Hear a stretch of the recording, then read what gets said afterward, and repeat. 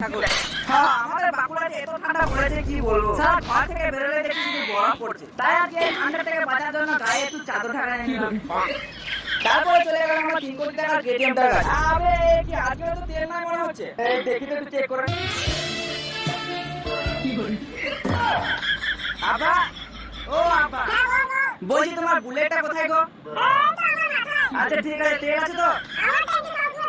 আরে তারপরে আর কি আমার আবার বুলেটটাকে খুঁজতে লাগলাম। চিরদিনই তুমি যে আমার যুগে যুগে কোথায় গেলি। এই তো হ্যাঁ ভাই ঠিক আছে, তো এটা আমার আব্বুর বুলেটটা। হ্যাঁ তো সেটা বড় কথা নয়, বড় কথা হচ্ছে পেট্রোল মারতে মারতে বেরিয়ে গেলাম ডার্লিংয়ের সঙ্গে দেখা করতে যাওয়ার জন্য।